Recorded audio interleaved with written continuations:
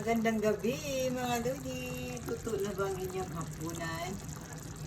Nakaluto na ba ang mga lodi ko dyan? So ito yung aming ulam mamayang gabi guys. Ito yung aming ulam adobo. O diba? Pork adobo siya guys. Ang sarap. No? Yan. Ang gusto ko sa ito. Yan yung meron siyang yung puti guys.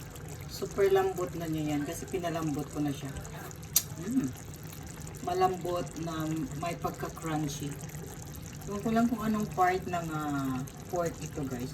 Yung may maputi na parang buto. Pero nakakain yan mga lods. No? Crunchy siya. Masarap. Masarap ang ating adobo. Manamis-namis. Lagyan ko kasi ng konting sugar.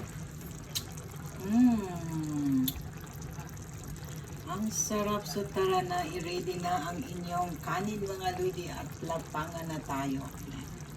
Tara na, kain tayo mga ludi ko.